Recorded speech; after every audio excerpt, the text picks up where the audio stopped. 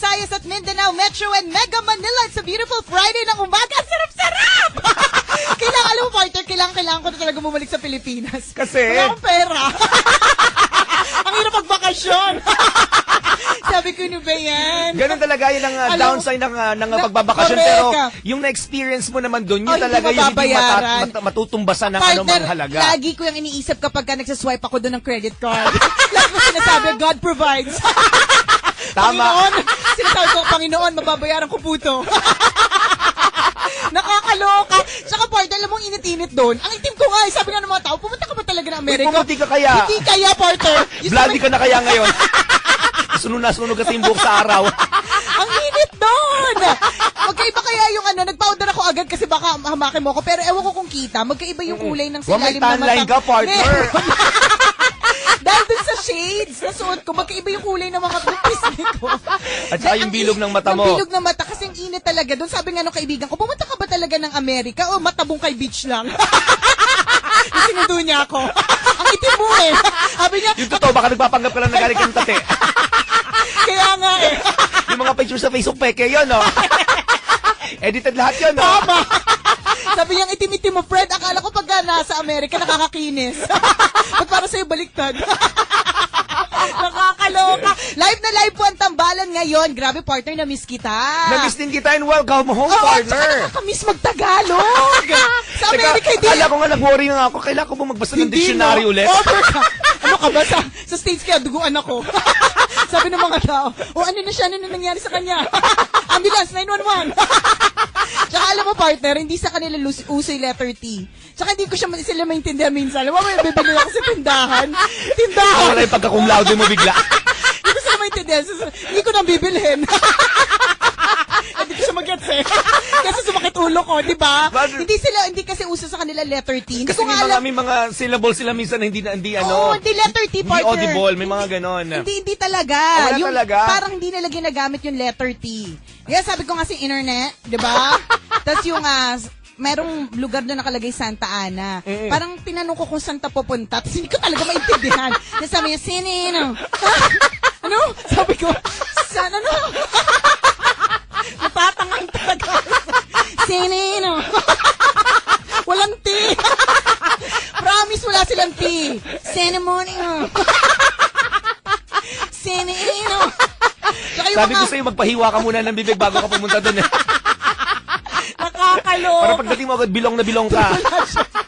Pero napakasaya, partner. Tama ka naman di ba? Lahat naman po tayo kapag galing tayo ng bakasyon, ang una nating naiisip yung wala na tayong pera pagbalik, di ba? Pero correct, sa totoo lang, yung experience po na nakapag-beach ka kunyari, okay, nagkakapag-outing ka with friends. At saka kasi, di ba, yung mga pictures na nakikita lang natin sa internet, dating pinapangarap lang natin. Narating mo, partner. True, lalo at walang halong eklavo, di ba? Yung picture mo nga sa Las Vegas, partner, sabi ko, wow, nakarating siya doon sa... Tama, partner, nakarating ako.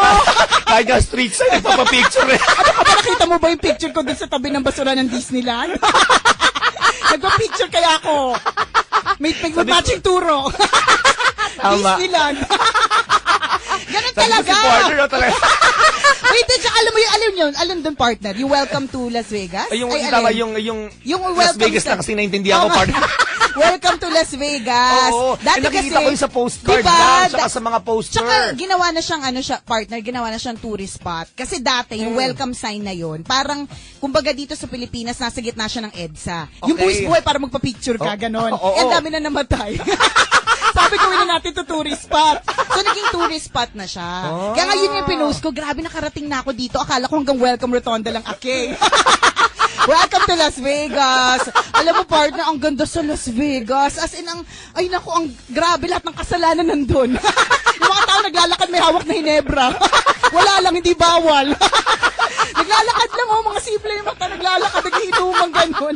Pero wala, hindi pwede manalo ng Hinebra San Miguel. May pa-promo Hinebra San Miguel dito sa Pilipinas. Totoo ka, ito dapat mong balikan talaga, partner. Malay mo, di ba? Maging kaibigan natin yung mananalo ng 1 million pesos. Ano ka ba, partner? Kanina nga pagdating ko dito sa mesa ko, ang daming package para sa akin. Akala ko naman para sa akin, yung pala entries. Para ito sa pa-promo ng Hinebra. Bakit mo sa akin na-address? Pwede naman pong Calabrejo. Pero ng MBC nakalagay. Ako pa, pil ko pa, sabi ko, ang dami na kami sa akin, dami kong package. Pagtingin ko, entries. Dito sa napaganda nga, papromo hatid sa atin ang Ginebra San Miguel! Ang ating Ginebra San Miguel Summer Ginyonario Raffle Promo! Correct! Magsama lang ng 3 tansan o cap ng inyong paboritong Ginebra San Miguel. Ilagay po sa white legal size envelope. Yan. At syempre, ipadala ang mga entry sa mga participating MBC stations. Correct. Sa MBC nyo po ipadala. Wag po sa akin. Kasi ako, sabi ko, ang kapal. Kung ba kami nagpadala ng ane? Baka ano, yung... Sabi ko, may pambayad na ng credit card. Baka akala mo balikbayan box din para pahabol na napasalubong sa mga kaibigan mo dito. Yung pala entries kasi ang dami-dami po talagang sumasali, promise. Meron din po nga identified na Ginebra San Miguel Dropbox outlets. Yun. Napakarami po na pwede nyo mapanalunan sa papromong ito ng Ginebra San Miguel. Cash prize, mga Ginebra Pampagana packs, correct. GSM Blue accessories. Oh, di ba weekly draws lang yan? Aba! Pero po sa regional draw, nako, libo-libong cash, mga motorcycles, mga cellphones, iPad mini. At tumataginting na 1 million pesos sa Grand Draw. O, di ba, bonggels? Hatid sa atin yan ng Ginebra San Miguel, ganado sa buhay. Corrected by. O, di ba, napakabongga talaga niyan. Sobrang namiss kita, partner. Oo nga, sabi ko, ano ba to? Walang mabuli sa States, hindi ko maintindihan. Tsaka alam mo, magagamit yung mga pambubuli mo dito wala doon. na-realize ko nga kung feeling ko mas matagal ang pagsasama ng isang Pilipino tsaka isang Kano. Kasi sa halip na magmurahan sila agad-agad, yung Pilipino, magpa-process pa siya kung paano niya i-Englishin Kasi ganun ako Bago ako nakapag-usap, halimbawa, yung asawa ko may mga pinsan doon kasi di ba may mga syempre yung mga anak, yung mga pinsan, yung mga anak na, ano na sila, doon na sila lumaki. So ibig sabihin hindi na sila marunong magtagalog. 'Di ba? So bago ko sila kausapin, may mga buffering, may buffering muna ako sa utak Tsaka sipa sa ilalim ng mesa. Para ikaw na kumausap. Gusto ko kumain. Nagko-compose ka na ng mga salita pa, paano mo sila kakausapin? Tsaka nauso sa kanya, yang? Hanggang doon lang yung kaya. Yun lang kanayo ng utak ko Pero doon ko na-realize ko, ay maganda makapagrelasyon sa, of course, bongga talaga pag Pilipino ang karelasyon mo, di ba? At mga mapapangasawa mo kasi open ang communication, mataas. Mas madaling kausap. Mas madaling kausap, pero feeling ko lang, mas okay din, hindi man mas okay, pero okay din na ibang lahi. Kumbaga may advantage din kahit papano. May advantage doon, hindi kayo madalas mag-aaway. Kasi, diba? Galit ka na nga, galit ka na nga, mag-iisip ka pa kung paano mo sasabihin, di ba? O so bago mo ma-process sa utak mo, kalmado ka na. Hindi ka na galit. Masyadong feel kasi English Kaya nga, tulad yun, di katulad pag Tagalog mo minura. Damay-damay yung nanay niya. Nakakaloka. Correct. Ilang weeks tayong napapakinggan ng recorded. Correct. Pero ngayon, live na po ito mga kaibigan. Buhay na buhay po si Nicole, mga kaibigan. Directed by mga kabisyo. Pero may papakinggan kita doon. Kasi ngayon, ngayong oras na ito, 5 o'clock sa California. May jet lag ba? May jet lag? May jet lag, partner. Ano bang feeling ng jet lag? Research ko nga jet lag. Sabi ko, ano ba yan? English pa rin. Hindi na matapos-tapos. Kasi hindi ako naniniwala sa jet lag nung una. Hindi ka masyadong apektado. Hindi ako naniniwala kasi feeling ko parang arte lang ng mga taong nakapagpunta sa ibang bansa. Pero totoo pala yun. Yung parang yung oras na tulog mo, hindi ka pala matutulog. O yung basta kagabong magdamag kaming gising kahapon. Pati si Princess jet lag. Okay, umalis kayo ng America. Umalis kami ng 22 araw. Gabi. Pagdating nyo dito, ang daming dinaan kasi dapat kasi mura. Mas mura kasi, partner. Maraming stopover. Correct. Pag maraming stopover. Pag direct flight, mahal. Hindi ko afford. So doon ako sa dadan sa North Pole. Ikot muna ng Ecuador. Pero, ewan ko, siguro sa katawan lang, hindi ko naman naisip Kasi isipin ko pa, di ba, ang jet lag. Basta parang, yung gising ka kasi sa oras, kasi ganitong oras, hapon doon. Basta yung ganun, basta English Tama na. Nakauwi na ako, English pa rin. Basta yun na yun. Inisip ko lang kung baka umi-English si partner, pagbalik kailangan maganda ako. Bakit? Hey, yo, buddy, yeah. Oh, yeah. Oh, yeah? Santa Ana. Where are you going? Santa Ana.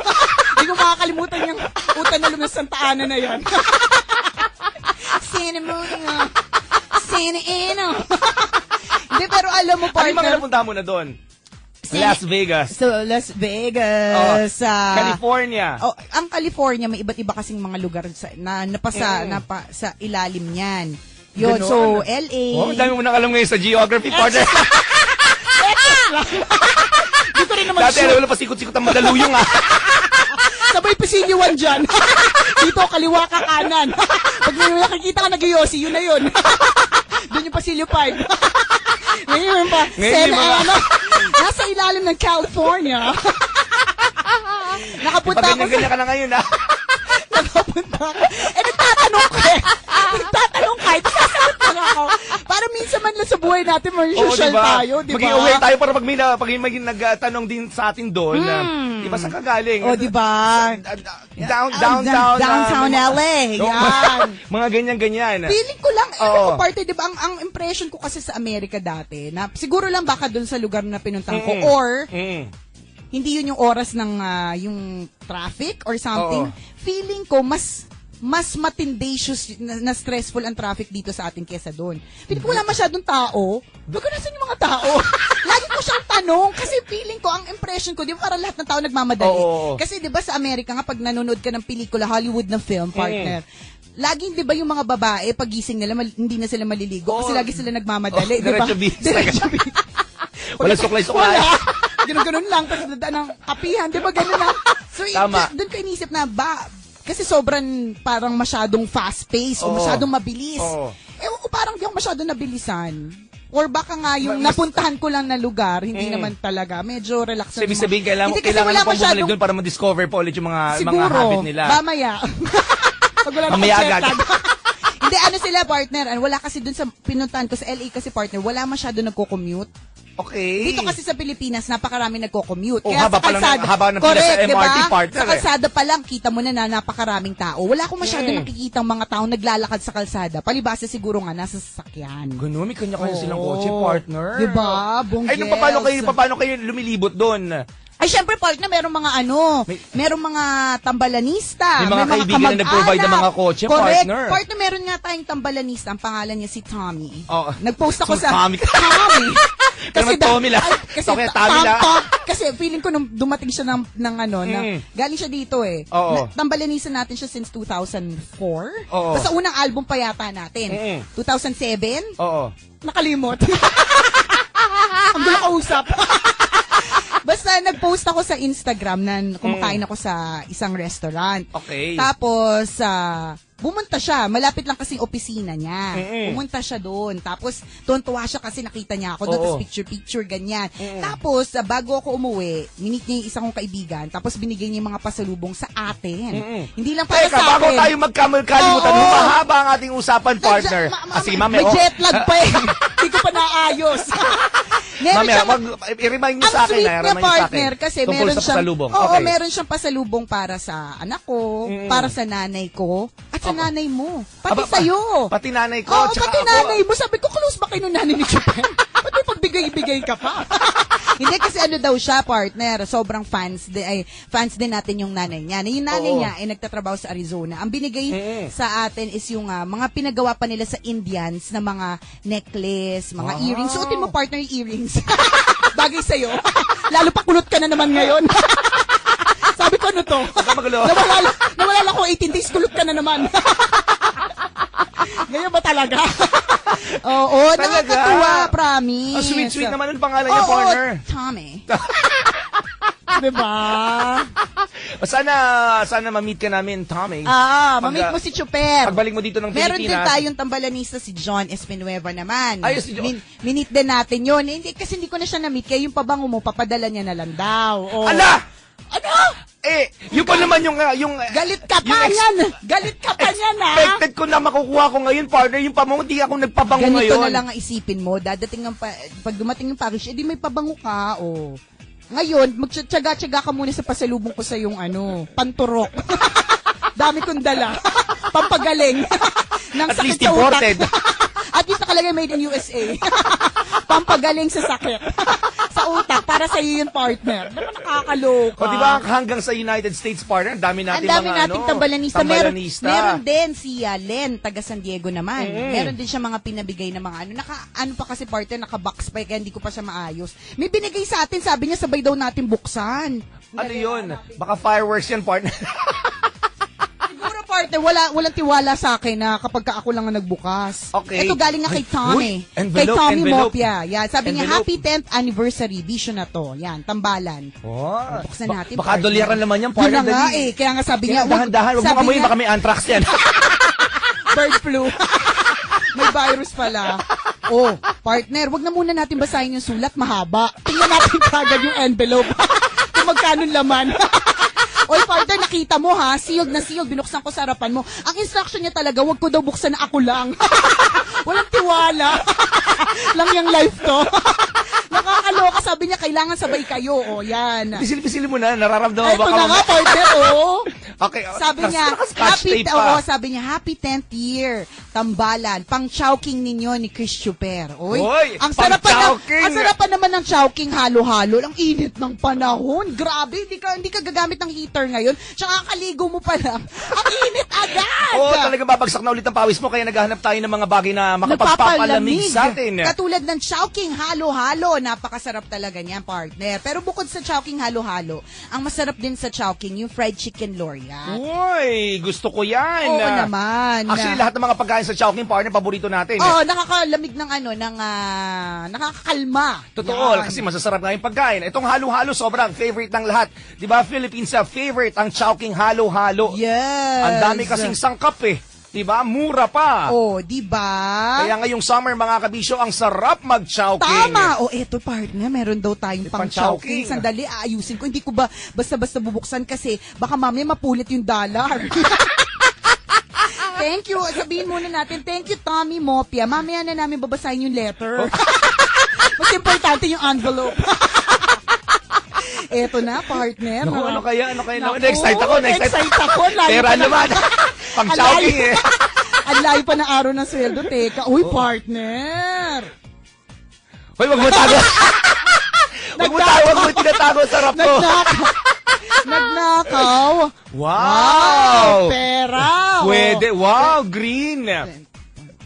Nagkumpisa. Paano hatiin? Partner. Pan-chowking. Pay-pay ka na amoy na dalya. Wow, ang bango. Ibang amoy. May balikbayan. Ang bango. Oo nga, wow naman. Diba? Ang lutong-luto. Diba? Chicharon pala. Pinay pa yung chicharon. Uy, thank you, Tommy, sa pang-chowking. Ayan, partner, hati tayo dyan. Malaki-laki yan, partner. Hati tayo. Papabilang mo na sa OJT, baka magkabawasan pa mamaya. Hindi kita dadayain. Marami-rami yan. Marami-rami. Thank you, ha. Sana ganyan yung mga nagbibigay. Mabibigayaan po kayo ng marami pang... Uy, hindi, ganun yun. Lagi kapag nag-share kayo, di ba, mabibigayaan din ng matindi yan. Di ba? Kaya kung gusto nyo po na yumaman po kayo, gusto nyo po magkaroon kayo ng maraming blessings, kailangan marunong po kayo mag-share. Correct. Di ba sabi natin yung partner, paano ka magbibigay? Kung punong-puno ka at ayaw mo paano ka makakatanggap kung punong-puno ka at ayaw mo magbigay? Totoo diba? Yan. So share your blessings sa madaling salita. Katulad ng mga taong ito, tulad ni Tommy Mopia. Hello, good morning sa'yo. Di ba ang haba ng mo? Charot lang, di ba? Pera. Thank you. Yung mga Pinoy din na na-meet ko doon, partner, mga binigay talaga din nila. May nagbigay ng relo, ng t-shirt, o diba? Ikaw binigyan kanila ng, binaon ko, partner, nasa envelope din, sama ng loob. Sabi ko, envelope natin yan. Inipon mo ba? Para at least naka-package. Di ba? Sweet naman. Ang dami nating tambalanis hanggang sa abroad. Thank you very much. Nakatutok daw sa atin, partner, si Reverend June Ray, kasama ang kanyang seminarista na si Raymond Cosal. Maraming salamat sa pagtutok sa tambalan. At nasa biyahe ngayon ang buong Fukuda family dahil papunta sila ng Zambales, mag-outing sila, partner. Ay, talaga? Good morning sa inyo at maraming salamat sa pagtutok sa Love Radio at sa pagsuporta sa ating Aliwan Fiesta. Correct. Ang ganda ng booth ng Fukuda dito. Partner, mamaya pupunta daw tayo dyan. Correct. Kasi magpapagames tayo. Uy, talaga. Bongga talaga. Wala akong alam. Ngayon, alam ko na. Bonggang Aliwan Fiesta, balita ko, napaka-successful ng Pasakali concert kagabi. Totoo ka dyan, inabot hanggang madaling araw, partner. Oo nga, nakita ko yung post sa mga tao kasi nga jet lag, partner. So gising pa ako kakapost ng mga ibang mga DJs na madaling araw. Siyempre, in-expect ko bang ikaw magpo-post? Siyempre, wala, di ba? Tulog na ako ng ganung oras. Tulog ka na. Oh. Pero sobrang nag-enjoy yung mga kaibigan natin kahapon, partner. At lalo sila mag-e-enjoy sa ating pangalawang araw ng Aliwan Fiesta. Mamaya, correct ka. Masasaksihan natin yung mga naggagandahang kandidata, partner. Na-meet ni Chuper, sabi niya magaganda, mga sexy, tsaka mga matatalino. Matatalino talaga. Mga reyna ng Aliwan na candidates po, mamayang gabi na po yan. Dito po yan sa tapat ng aming himpilan, sa MBC Building, CCP Complex, Rojas Boulevard, Pasay City. You cannot miss it kasi po, correct. Ang daming banderitas. Tama. Bonggang-bonggang, very festive po, makulay. Ang laki ng stage, mawala pa ba naman kayo niyan? Jen, pag nawala ka pa, ewan ko na lang. Baliktarin mo internal organs mo. Nakakaloka ka. Hindi, pero bongga talaga. Kaya punta kayo mamayang gabi. At syempre yung bukas, yung inaantabayan na natin, partner, yung ating street dance competition and float parade. Correct. Ang parada po ay magsisimula sa Quirino Grandstand, dadaan po ng Rojas Boulevard, at matatapos dito sa may Star City, sa tapat po ng Aliw Theater. At partner, tayo mag-host niyan. Ready na ba yung gown mo? Dapat imported yun. Partner, amoy USA dapat. Buti na lang, huwag ka maingay baka marinig nila ng mga taga-US. Ninakaw ko yung letter H sa Hollywood. Sabi ko doon sa kaibigan ko, si Kim Cordero, na nakatutok ngayon. Sabi ko, Kim, bakit naman yung pinagdalhan mo sa akin na lugar na nakikita yung Hollywood sign, napakalayo? Paano ko nanakawin yung letter H dyan? Lapitan natin.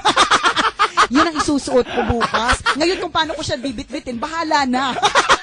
Basta ang mahalaga maisuot ko. Sarap lang, bukas kasi. Bukas po. Paglabas po ni Nicole sa stage H. Mascot pala. At hirap na hirap. Tinawag na, Chris Chuper and Nicole Ayala. Si Chris nakakit ako, hindi pa. Ang hirap buhatin ng H. Parang tanga. Sa stage may H. Sasalita. Nag-i-interview. Nag-introduce ng guest artist. Letter H. Oy, mascot lang. Opo, kasi tayo kasi mag-host niya. Kami po yung mag-host ng awarding ceremonies.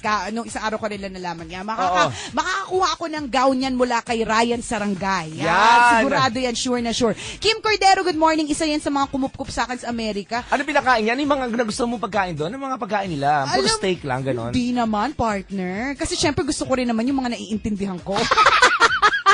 Meron nga ako in-order, sabi ko, hindi ko maintindihan yung mga nandito. Nakita ko lang calamari. So sabi ko, ay, calamares to siguro. yung maraming arena. Yung talagang nakaisip ko. Sabi ko, nakalagay stuffed calamari. Bongga to. Hindi kasi. Calamari to. Sabi ko, calamari. Kasi gutom na ako, partner.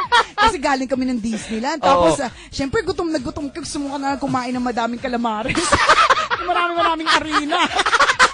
Yung sasaw-saw mo sa suka, gano'n. Tapos nangyayari na sa'yo? Nung ininain sa akin, partner, napakaliit na pusit. Ganito kaliit, partner, mga 2 inches. Tapos may mga laman na hindi ko maintindihan. Ay, kung ano to? Hindi, charot lang. Hindi, masarap ang pagkain dun. Hindi naman iba. Hindi ko ba nagdala ng mga yung mga hindi natin makakain dito? Siyempre, partner, nagdala ko. Kasi alam ko naman, kahit ibiyahe ko, kumakain ka naman talaga ng panis. Sabi mo na nga ba, mga tira-tira naman yung bibigay mo sa akin eh. At least naalala kita. Buong bakasyon ko kaya hindi ko ilalala yung trabaho ko. Kasi sabi ko bakasyon to. Dapat pag bakasyon, hindi ka mag-iisip ng trabaho. Nung malapit na kaming umuwi, saka ko inisip kasi sabi ko, kailangan ko ng pambayad. Sa mga pinagagawa ko dito. Saka ko inisip yung trabaho. Nakakaloka. Hindi, masarap yung mga pagkain doon. Pareho lang. Mamaya, hindi patikin mo sa amin. Kahit tira-tira, papatusin namin yan dito. Lahat ng mga tira mo. Hindi, feeling ko, part, ang American food naman kasi mas hindi siya kakaiba compared to mga Asian food katulad ng mga food sa China. Halimbawa. Yan, yung mga, hindi mo maintindihan, ituturo mo kung alin. Kasi baka mamaya ibigay sa'yo, soup na mukhang pinagbabaran sa lababo. Doon sa America, partner, burgers. Tsaka, ang bongga talaga ng serving. Malalaki Good for 5. Ganun. Order ka ng isa tapos parang 5 kayong lalantak doon ang kakain. Sarap naman nun, partner. Nagdala ka ba? Meron nga. Yep. Oy, kung may amoy na yun, kaya ng tiyan mo yun. Caring ng tiyan mo yan. Promise talaga. Sobra siguro talaga, hindi nararamdaman ko yung excitement mo. Alam mo yung experience na talagang priceless yung yung experience priceless. Nararamdaman kung gaano ka kasaya. Kasi po, alam niyo po mga kabisyo. Kahit sobrang tindi ng gastos. Oo, tsaka bitin talaga. Bitin pa yun? Bitin talaga, kailangan talaga mas matagal. Kaya lang, kung magbabakasyon ng ganong katagal, kailangan handa ka rin sa mga gagastusin, sa mga kukup-kup sa'yo, di ba? Yung mga ganon. Oh well, more kwento. Mamaya. Basta ang importante mga kaibigan, i-remind nyo kami lahat na kailangan po mag-open ng Balikbayan Box ni Nicole kasi kailangan po namin ng pasalubong. Mag-alala, nandyan yung para sa'yo. Mga panis na galing sa In-N-Out Burger. Kinainan namin doon party yung mga sikat. Yung mga pag dito sa Pilipinas, sabihin, dapat nakakain ka sa ganyan, nakakain ka sa ganito. Meron ka ng meron ka na ma-share. Siyempre yung mga natira doon, siyempre tinabi ko for you. Para ma-share ko din, ganito pala yung lasa nun. Oo, di ba? At least alam mo na. Para nakapunta ka na rin sa States, hindi ka pa namasahe. Ang tawag doon, concern para sa'yo. Yun ang tawag doon. Kaya tayo maraming tambalanista doon kasi ganitong oras is drive time nila pa uwi. Thank you. Ang nakakabilib talaga sa kanila, lahat ginagawa nila ng on their own. Kaya bilib ako sa mga magulang na nandun na may mga anak, syempre, partner. Kasi wala silang kasambahay. Hindi katulad dito sa Pilipinas, ang daming mauutos. Correct. Mauutusan, di ba? Madami. Tama. Pero yung mga nandun, sila gagawa, sila maglalaba, mamalansya, maghati ng mga bata. Luto nila, kain nila, correct. laban nila, suot nila. Pagod na sila sa trabaho, sila pa gagawa. Pero bongga naman ng mga Pilipino, kaya naman lahat, nakakaraos naman kahit ano yan. Napakaraming Pilipino. Correct. Diba? Kaya nga kahit sa panig ng mundo, hindi lang sa Amerika, may makikita ka talagang Pilipino. Kasi ang Pinoy, kayang mag-adjust sa kahit anong klaseng sitwasyon. Tama. Diba? Lahat ng mga tambalanisa natin dyan sa Amerika. Sa LA, San Diego, San Ana. Lang yung San Ana yan. Ano daw? San Ana. Ano pa? Bagalan mo. San Ana. Walang T. Nakakaloka to. Good afternoon sa inyo dyan. Good afternoon po sa inyo at maraming salamat sa ayaw nyo mamiss ng Pilipinas kaya nakikinig kayo ng tambalan. Correct. Pag umaga naman, pag drive time nila sa umaga, ang napapakinggan nila si Papa Jack. Baliktad kasi oras Nice. So at least walang kawala ang Love Radio doon. Correct. True la Jen. O siya mga kabisyo, enjoy the rest of your Friday at syempre, Aliwan Fiesta, huwag niyong kakalimutan, tumbling kayo papunta dito. At mamaya tayo alas 9, magkakabanding-bandingan. Ito ang tambalan ng isang balasubas. At ng isang balahura, ako po si Nicole Yala. At ako naman si Cambio Ken Cristuper. At ang aming tanging paalala na dapat ay, memorize nyo na! Sabay-sabay tayo, mga kabisyo. Una, magdasal ka para mabuhay ka. Pangalawa, mag-toothbrush ka para mabuhay naman ang iba.